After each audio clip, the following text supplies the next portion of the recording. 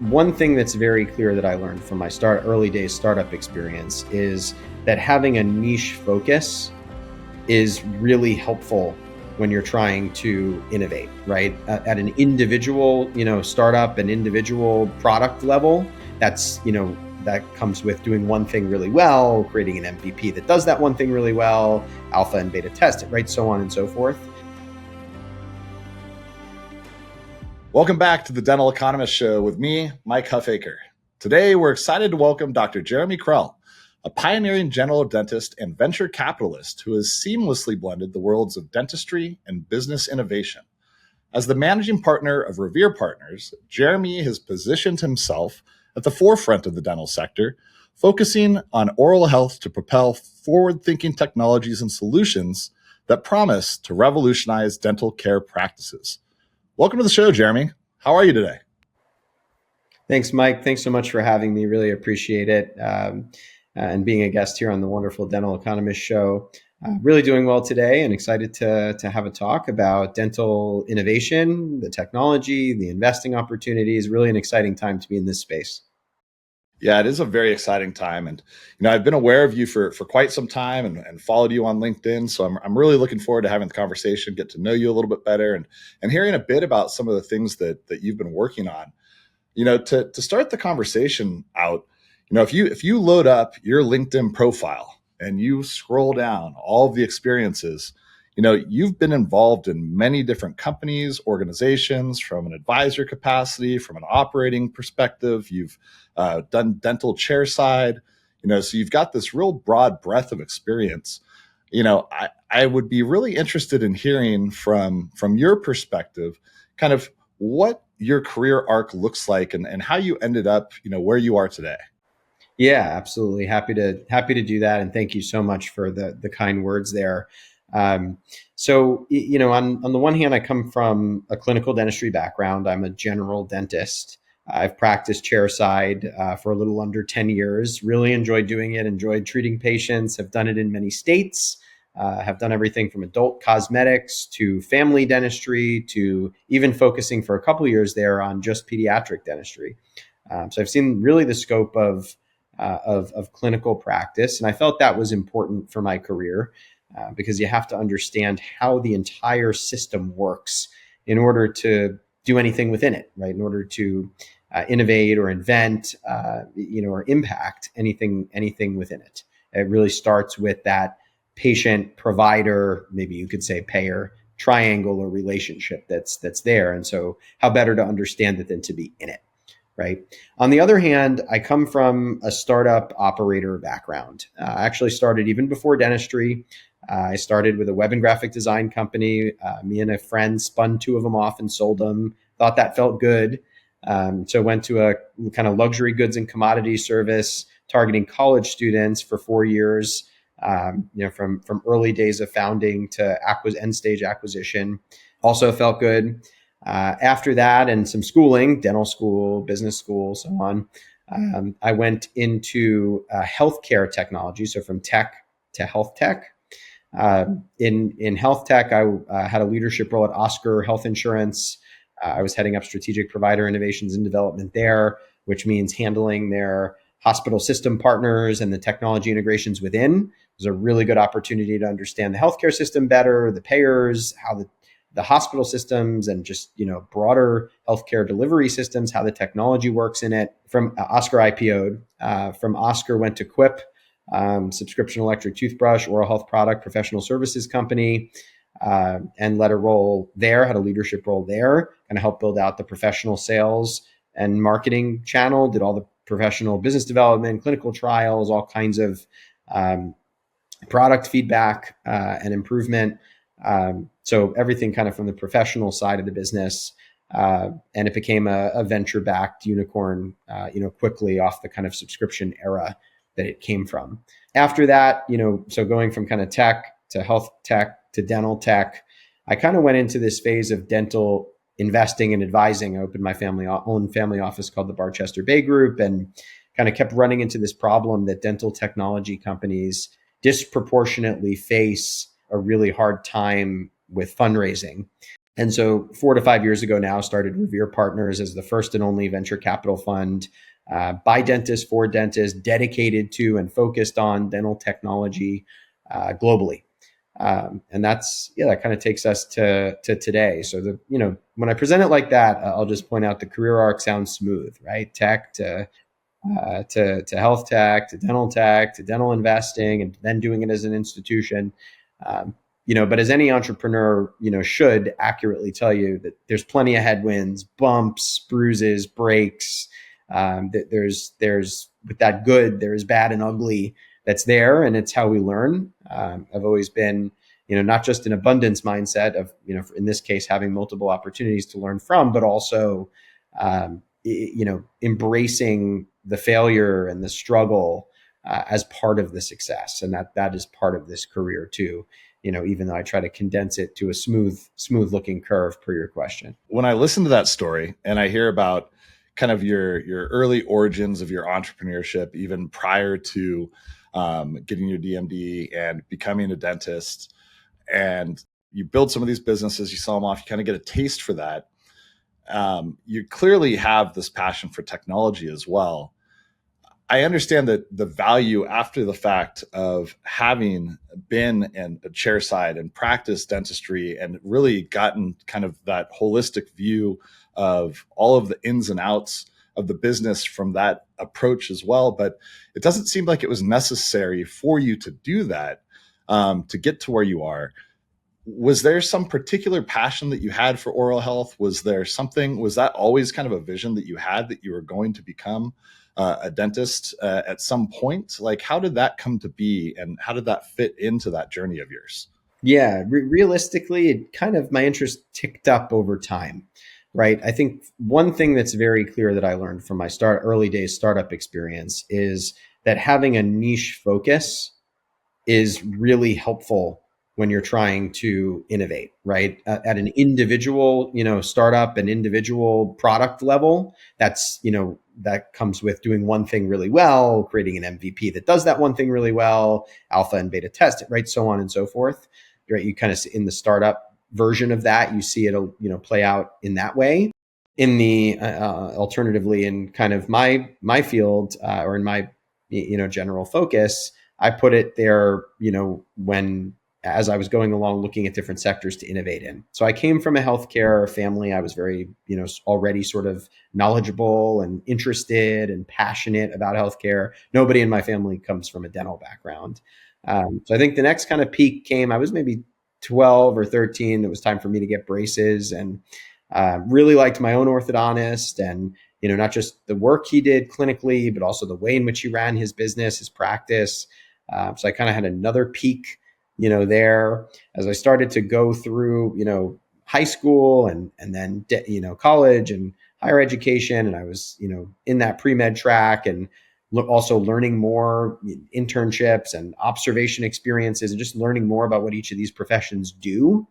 That sort of combined ability to be a doctor that helps patients, somebody that helps patients, an engineer, somebody that figures out the materials and the techniques to help that patient, and the artist, somebody who's able to bring creativity to the work that they do to solve problems. That sort of combined effect initially drew me to dentistry, and as I started to kind of uncover dentistry, I realized so many major trends that are going on. Right, it was at the brink of really starting to consolidate as an industry. This dental support organization DSO, trend. The technology was super antiquated, but new technologies were really starting to come and massively pick up.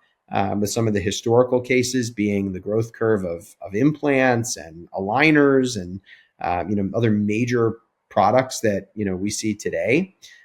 So I think all those things combined led me to it, and I felt that I had to be a provider to really understand the space, right? Be able to envision how that innovation would work in a real practice, because it's one thing to create a great, innovate on a process and do it better, invent something new, and it's a whole other thing to implement it, right? Actually see it play out in a workflow and be successful. And both components are necessary to be a successful launch, right? To be a successful company. So I felt it was really important for that perspective. And the other reason is because I feel the professional is always a part of the equation, right? I think innovation that is sort of, skating the professional, is typically out of the scope of what I focus on, right? Typically the type of innovation, I'm most interested in and look at is, are ones that are, always aligned with the dentist, aligned with the profession. Yeah, so let's dive into that a little bit more on the subject of innovations in oral health. So, in your experience at Revere, how do you approach evaluating new innovations in this sector? What type of innovations catch your eye and kind of get you excited?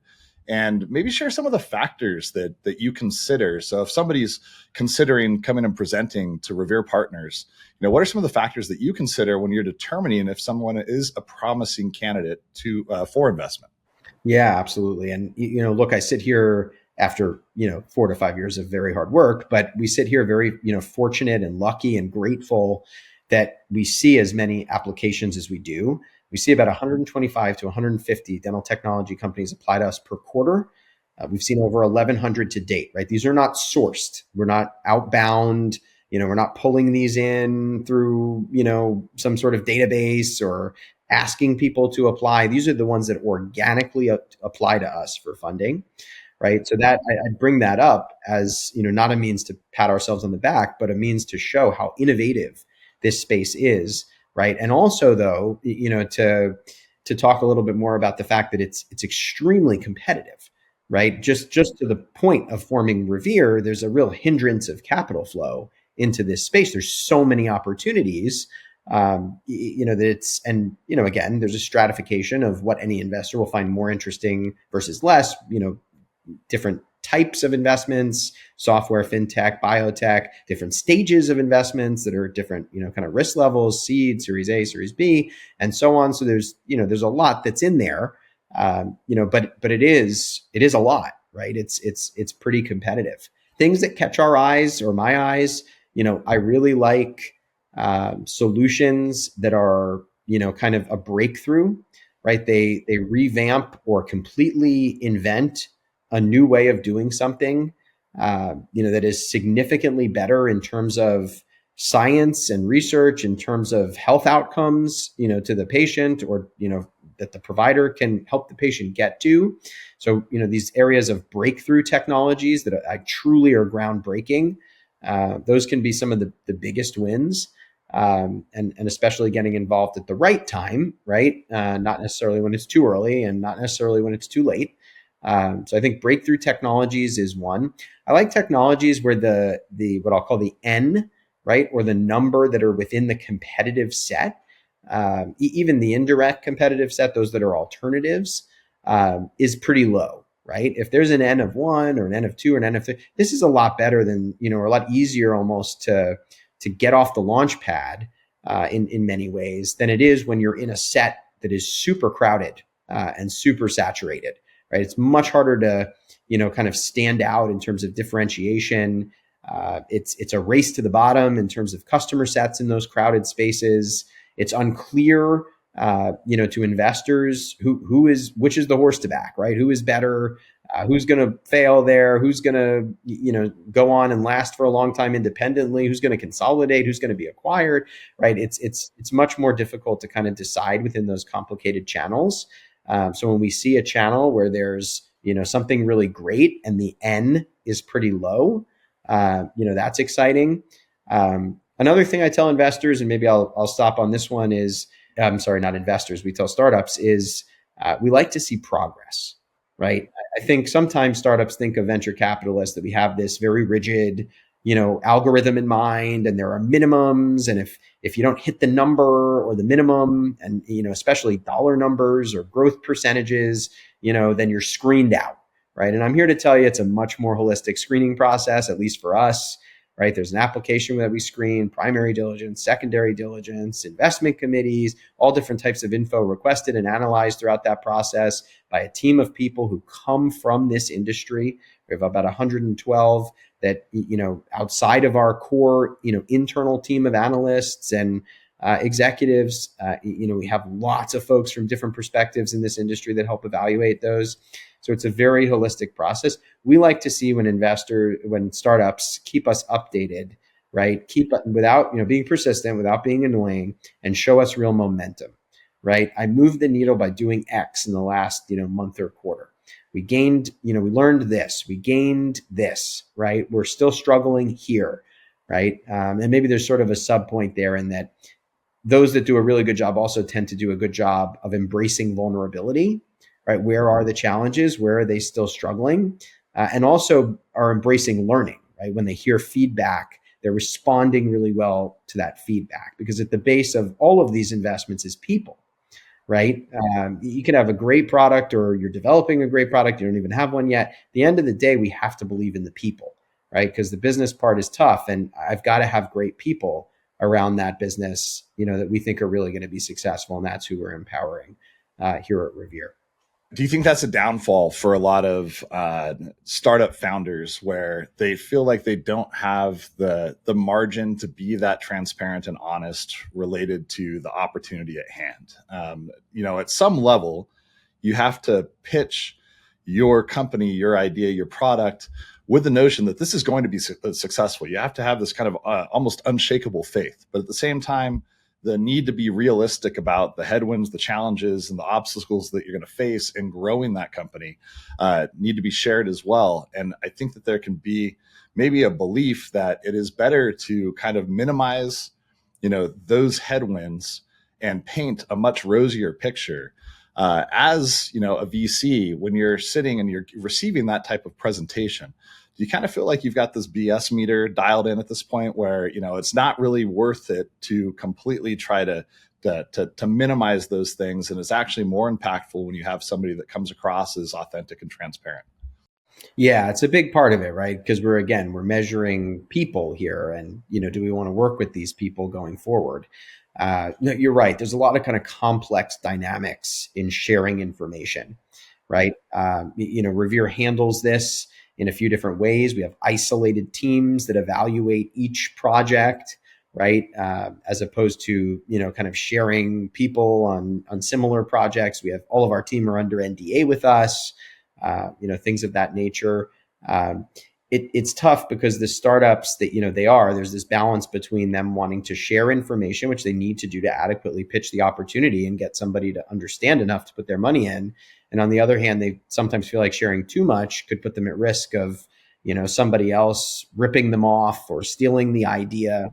There's actually some interesting research on this from some of the business schools. UChicago Booth is one of them, that goes to show that overall founders who share more gain way, way more. And founders who, shy away from sharing information tend to lose.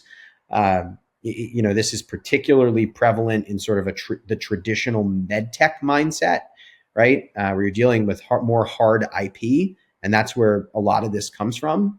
But you really do need to share in order to collaborate. You need to collaborate in order to build the brain trust of people around the thing to be successful. We also see it between, sort of a secondary gap in the industry. We see it between the startup and the potential partner, right? Not even the investor, but the channel sales, partner. For example, if they want to pair up with a manufacturer or distributor, or some sort of a DSO, some sort of strategic partner, we see interesting phenomenon go there. With the manufacturer and distributor, they'll share the least amount of information. They may not even take the conversation because they believe those people are actually capable of replicating their thing, right? And a different phenomenon we see in the conversations with the sales prospects, these DSOs, right? An enterprise sale, which can be an exciting opportunity for them. And so what they jump on saying is, "Oh, we can do it. We have it. We've got it," right? There's this sort of chest bumping and pride that's there, right? But unfortunately, that tends to build distrust rather than being more accurate with the sales prospect, right? Because if that DSO happens to get into it and they find out you don't have something ready yet and you've got to develop it, right? All of a sudden, they're frustrated and upset. They didn't get what they thought they were going to get. Of course, it's a tight-knit community, so word travels fast, right? That actually builds a lot more distrust. And then in general, when they go out for the next type of technology, they're tainted. right? They say, hey, we learned from that last one. We went out there, we did a contract with this thing, we put a bunch of resources on it. Turns out they didn't have any of this ready for us, right? And now I don't know if we can really, it's going to be hard for me to get another technology, a new technology in here. So there are these issues. And so to all the founders and founding teams out there, I would largely recommend, embracing vulnerability, being as honest and transparent as you can be, telling us as much as you can reasonably and comfortably share about your product or thing, because it generally leads to, to better results overall. And now you mentioned that you like to see progress with startups that you invest in, and you also kind of called out, there's seed, pre-seed, series A, B, C. Is there a stage of investment that you really specialize in at Revere? Yeah, Revere, we really look seed to series B, I think is fair. Not to say we can't invest out of that if we wanted to, but the average investment for us is a series A investment, right? We're looking to come in, where some of the market validation work, clinical validation work, product validation work is done. In most cases, the vast majority of cases, from our first portfolio, our fund one, which is 42 investments, most of those are in market. They are not only in market, but they are growing. They are not only growing, but they are revenue generating. They're not only revenue generating, but they're either, profitable now, or there's a pathway to profitability, meaning they're not profitable because they are putting money into growing, but, they have a strategy to get to being profitable. These are the types of, companies that we look at. But on the other hand, I'll always tell founders, it's not too early to start a conversation with an investor, at least not us. We leave an open door, right? We're more than happy to meet people. And, even pre-investment, if we are following them and they are keeping us updated on their progress, that can lead ultimately to an investment, right? Because now we've known this person for whatever it is, couple quarters, few quarters, a year or so, 2 years, right? We followed them. We know that they're going through the steps. They've kept us apprised of those steps. And, now we feel much more comfortable, right? Than somebody who's coming fresh, into the diligence, who's just met this team and are being asked to come into a round with a pretty near term, investment deadline. It's a lot harder for that, firm to get up to speed quickly. Of course, we know how to do that too, right? But it's certainly nice to have the luxury of longevity, right? Of knowing them longer. No, that's a great call out. I mean, that relationship can begin far before an investment actually takes place, and in fact can lend itself to making that investment a smoother process when the timing is right, because so much of this is clearly timing. When you talk about that, you really love to see breakthrough technologies. You mentioned, and I'm going to forget the exact number, but 1,000 something, somewhere in the 1,100 range, different startups kind of being presented to Revere over the past year and a half, few years. What percentage of those would you kind of put in that bucket of a breakthrough technology? Like, just how rare is it where you see something and you say, you know what, this is a category creator. This is something that has not existed before. You really are in a unique place. You're not in an N of 10 or however many where there's ultimately going to be a winner and we're not sure which horse to bet on at this point. Is that something that is relatively uncommon? Or is there just that much innovation taking place in dental right now where you see it more frequently than one might think? I'd say it's pretty, rare. I'd say it's less than 2 to 3%. Of what's out there is really breakthrough. Again, that's not the only criteria, of course, that we have to invest. There are some companies that we, of course, invest in areas that are seeing more traction. But certainly, I would say it's less than 2 to 3% that we see or that's in dental tech. One example would be a company called Perceptive. They're Boston based. You may have seen in mainstream media. They did this first in-human AI-driven autonomous dental procedure, right? In other words, they have a very unique imaging modality. It's structured light, non-ionizing radiation, works just like an intraoral scanner in your mouth, but can see in the tooth, which is pretty unique. And then a robot that can prep crowns on the tooth in under 10 minutes down to a level of sensitivity, specificity, accuracy that's within microns. Right.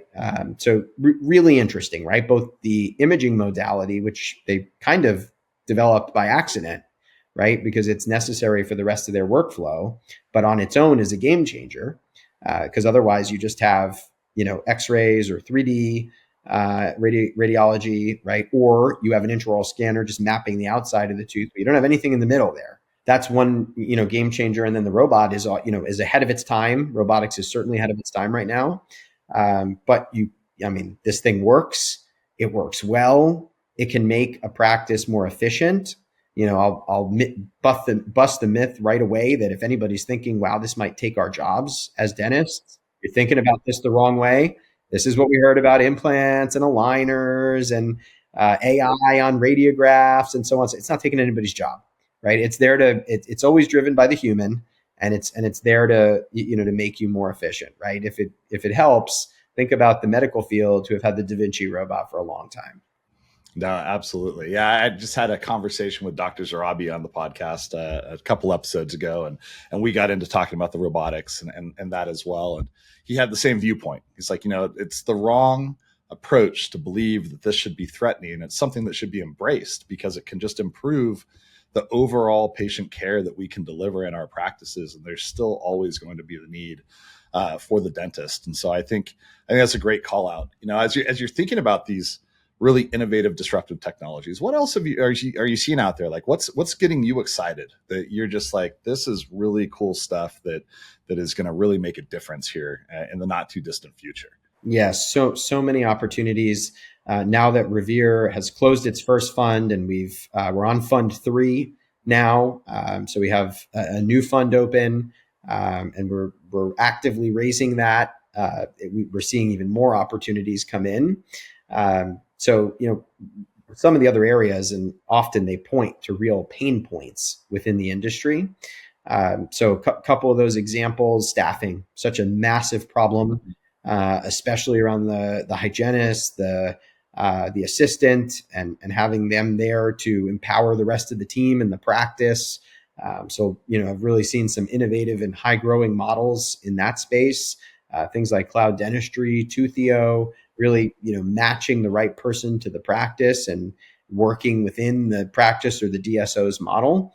Another major area, revenue cycle management, huge pain point, being able to quickly get eligibility and insurance, verification from a number of payers, a number of policies. It's a very, tough thing, but makes it's low hanging fruit. It makes a big difference, right? In what your headcount is actually spending all these hours, kind of doing. You still need the people, the same people there roughly, right? To help you still, put attention on the patient. But instead, the point is their attention's on the patient and not on waiting on hold with an insurance company where we don't need their attention. So, looking at companies like AirPay or Zoob in that space, big areas of growth like oral systemic health links, right? It's pretty well established now in science and research, the number of conditions that can be, seen or monitored in the mouth, this essence of microbiome and its the bacteria and their, signaling pathways and their toxic byproducts that have impacts all over the body. So that's another area. We've invested in a company, Lura Health, which is, continuous monitoring. We've looked at and invested in a company called Bristle and Viome. These companies are measuring, the bacteria, what they're doing in your mouth, educating the patient, giving them real modalities to handle that. Is that the saliva testing? Yeah, both Bristle and Viome do saliva testing, and Viome also does blood and stool. Viome covers gut health. Viome also covers oral cancer screening. Bristle Health's a little bit more focused on, what is the spectrum of bacteria, broadly in your mouth. What are they doing, especially the bad actors? How can you get educated and act on that? So these are all, areas that I think, we're starting to see dental practices, dental patients in general, pick up as highly important. To talk about the staffing piece real quick, when you have a company like Cloud Dentistry is one of the ones that you mentioned, and I know that this has become something that a lot of groups are looking for, and it's absolutely a problem to be solved. is part of the challenge that people just don't want to be working full time. So you have more part-time workforce available that are readily there to be brought into a practice on a temp basis, but those same individuals would just prefer not to be hired on full time. Like how does the blend work where the workforce is available via the app and via these temporary applications versus to hire as a full time employee? Yeah, look, it's really, really a tough problem. And there's so many factors at play here, post COVID, especially, and this era of working fractionally and working virtually, working from home, alternative career paths. There was a real, sort of rebirth. None of those are necessarily new concepts, but there was a rebirth of them. And a readoption of them. And I think not that this trend didn't exist, before that, but I think it's a significant problem, after that. I think it's a real lifestyle change, that society is facing. Do I have to work this much in person? And this is hard work, right? The hygienists and dental assistants, they're the lifeblood of the practice. They're working really hard all day long. It's a rigorous day. It's taxing mentally and physically, right? Do I have to do that, right, to have the lifestyle that I want? That is a question that comes home to the dinner table every single day for, I think, all of our great Americans. That's one thing. There are kind of major macro trends that are there that you really have to think about. There's a whole area of legal complexity here, which is, how is the best way to hire, full-time talent, these, firms that are essentially hiring them for you, paying them W-2, paying them 1099. And I'm neither a lawyer nor an accountant, but for different needs and even in different states, there's different solutions, right? So that's another, complexity. I think from, the cloud dentistry standpoint, because you brought it up specifically, and especially hygienists, I really like how their algorithm works. It's really kind of a matching system, right? It's like if you married a dating app, and a staffing platform kind of together, you would get that, right? They take real sort of precision to matching the right person to the right practice, which I think is interesting. I also hear I hear something interesting, especially from the startups, but even, validated by the practices. The biggest competition out there, even above people not wanting to be in the workforce as much, for these staffing platforms, is Indeed. It's actually these large, and that's the reason they're nationwide, staffing platforms. And so the people are listing roles and using things like Indeed or, Monster.com or ZipRecruiter, or sometimes I guess even LinkedIn, I've heard, or Facebook, some of the other social media platforms. The issue is it's a lot harder to get a match. It's a lot harder to get quality. It's a lot harder to control the business model that is, going to work for the practice that way. So, that's another challenge that comes from this, right? They're going to 18 sources. Some of them are very, very large and non-dental specific, all the way down to local, very sometimes hyper local resources, in order to kind of find people, and then, retaining them is really difficult, right? I think practices should think about, really screening to find a person that fits, and then really being willing to accommodate them. If they want a little more, it might be worth it to pay them a little more because you keep them. And you really want to make sure that they jive well with the other people in your practice so that they don't leave, right? And you want to carefully manage their schedule so that they don't burn out, right? And I know that that's challenging for a practice because having to slot in different people in different places, having to manage P&Ls, that's kind of the other side of the equation, and those have to work out too. So it's a very, very challenging space. And it's a challenging time in general for staffing, and dentistry is not alone, and nor is healthcare. But I think it really comes down to getting that match. And that's why I think some of these, models that are catering to the dental practice or catering to the DSO, catering to a specific position and helping them find that match is also helping to get rid of some of the noise that's out there in this complex decision.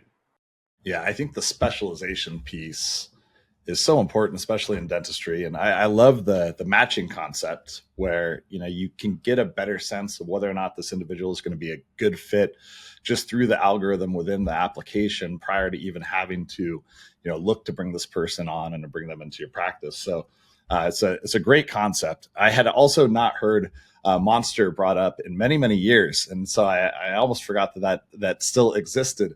It was all the rage when I was in college far, far too long ago. You mentioned a couple other companies as well there, Zoob and AirPay. And we just had Derek and AirPay present to us at our sales meeting a week ago.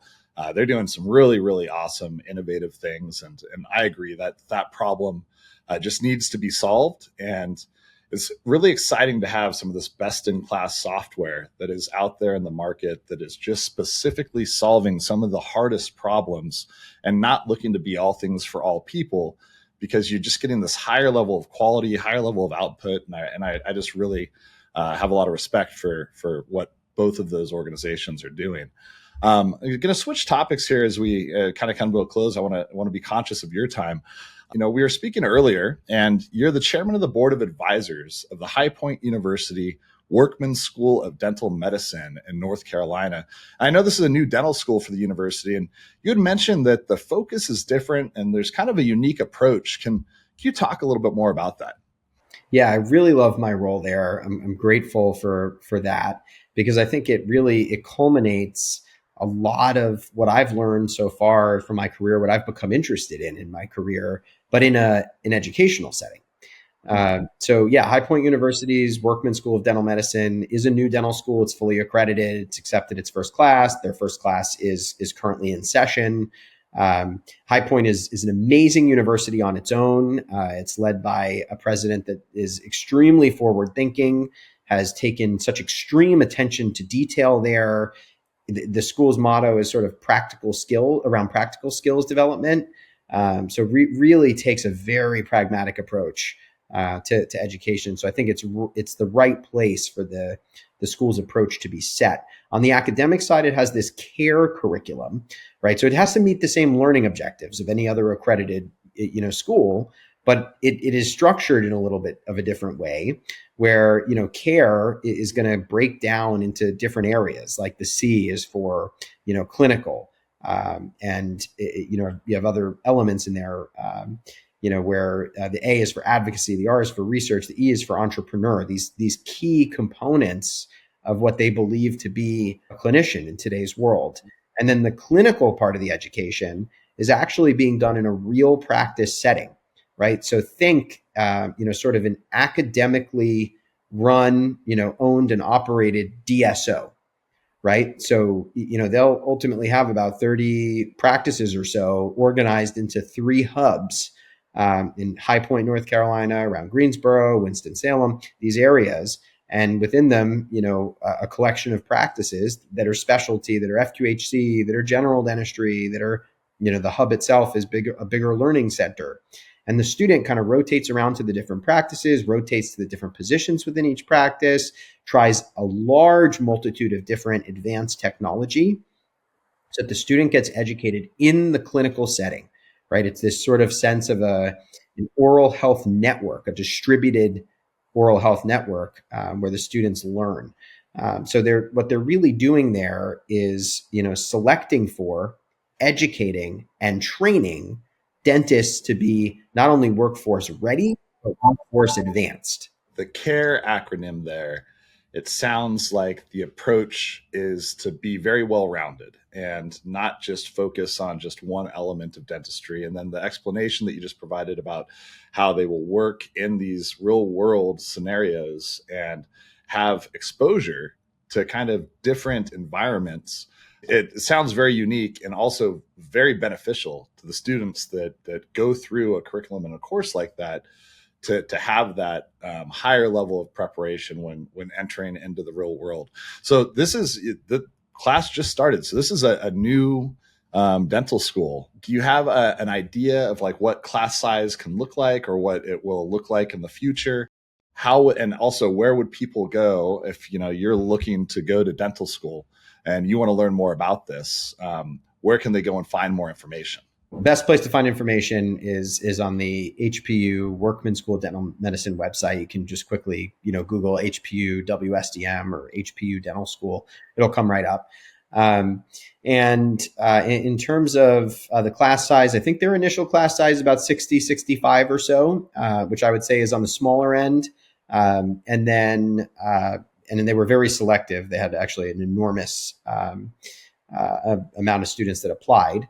And then I think they're going to grow it, to probably somewhere around 90, 100 or so, which would be pretty average, pretty on par, for dental school class sizes. And I can't emphasize enough, two things. First of all, the supporters that have made this possible.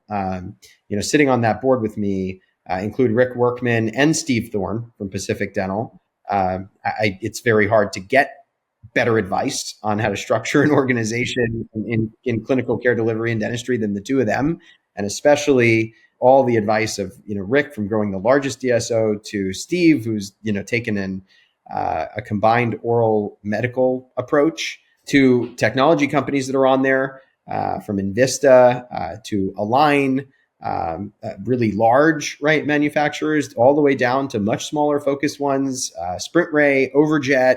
There are so many collaborators that are a part of this thing that it's incredible to watch. And then in those practices, and of course, because I'm largely a technology nerd in dentistry, to see the technology play out. I mean, they have a state-of-the-art facility that's a haptics lab.